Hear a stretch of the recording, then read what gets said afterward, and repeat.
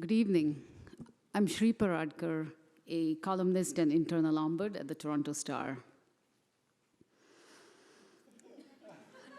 No, I didn't make that face at the Toronto Star. I made that face at what I'm about to say.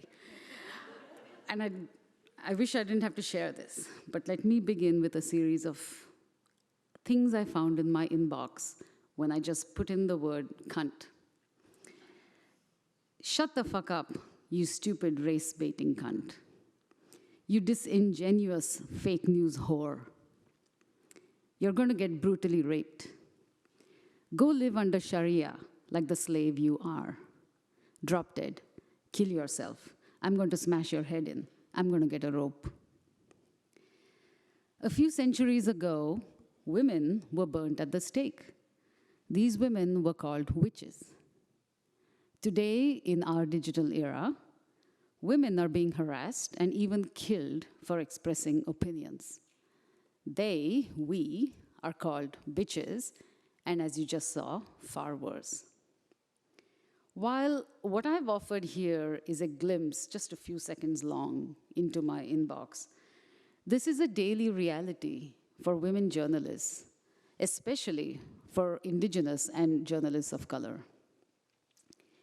To be clear, reader and viewer feedback is normal and welcome, but disagreement is not abuse. As a female, the abuse I get is often misogynistic.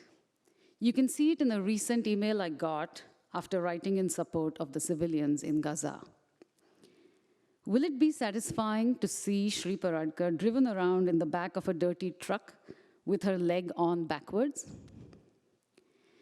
As an immigrant woman of color, the racist harassment I face is deeply rooted in colonialism, anti-indigeneity, anti-blackness, and Islamophobia. In that same email, you dirty sand N-word, you were warned by me and a dozen of my friends. What did we tell you? We told you how easy it was to get a drunk S-word, a slur for Indigenous people, to shove one of you activist reporters into a wall.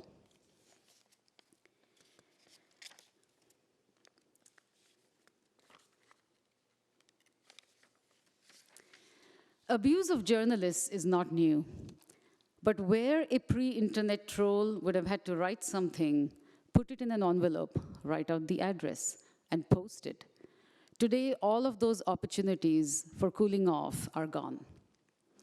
What's new now is the frequency of attacks, their multiple access points to you, their viciousness, the threats of sexual assault, the bone-chilling violence they wish upon you, on your children, the threat of being doxxed, stalking, and murder.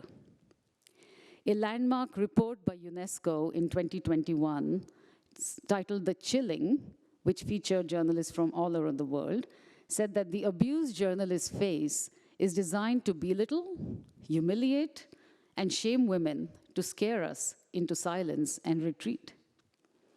Scare us, silence us. As journalists, we represent the public. When they silence us, they silence you. Journalists of color are canaries in the proverbial coal mine, the first recipients of abuse whose concerns have long been ignored and dismissed. Around the time COVID hit came abuse, increasing abuse for white women. And now the targets have spilled over into advocacy groups, academia, educators, healthcare professionals, anyone on a social media platform.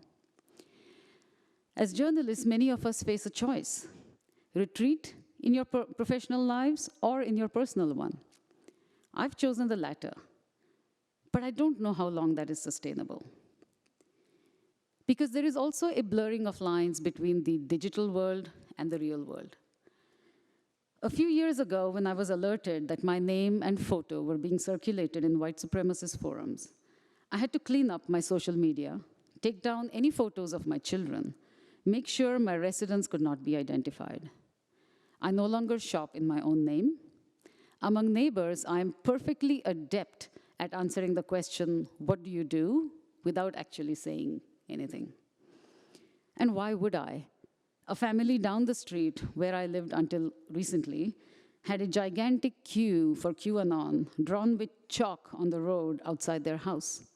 And in the winter, a queue built with mounds of snow on their lawn. Did I really need them to know what I do and what I write? The stress often comes from not knowing who or what could become a threat and when. So I'm reclusive in my personal life. And yet, the kind of abuse that I'm describing right now is the tip of the iceberg. It's one that's easy to see, easy to understand instantly as bad. The more insidious harassment comes from bad actors. A politician who exhorts his followers to play dirty against the media. Or a fellow journalist who's offering criticism but tags troll factories abroad. Or simply sits back and as their followers unleash hate on you.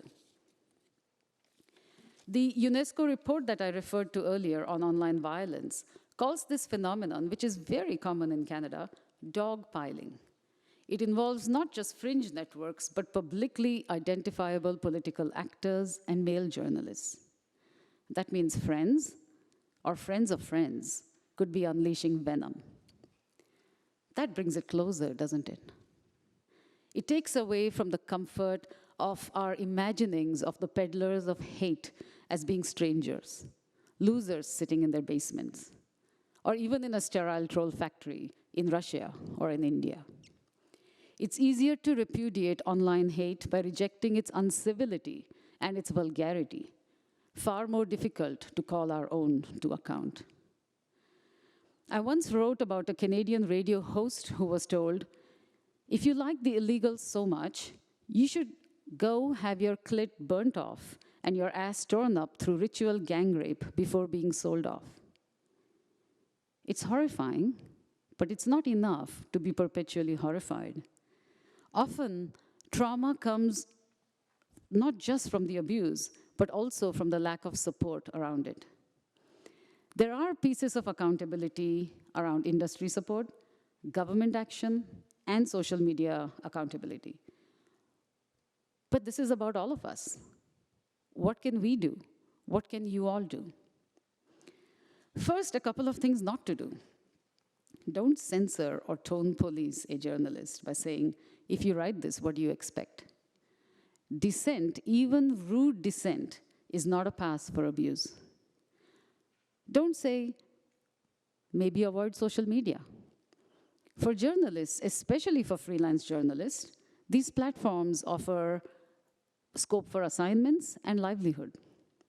Don't say ignore it, or don't say it's a badge of honor because it means you've arrived. Don't say toughen up, buttercup.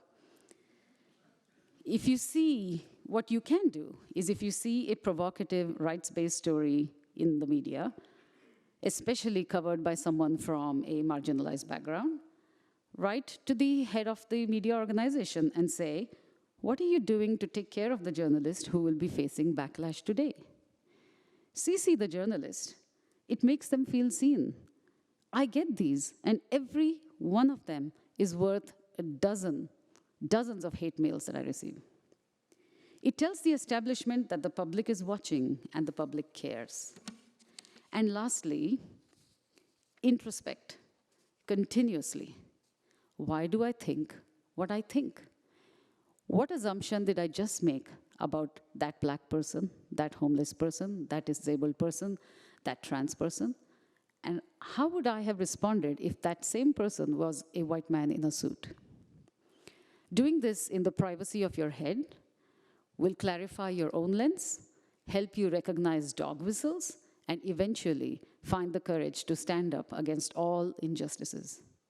I am safe when you become safe. Thank you.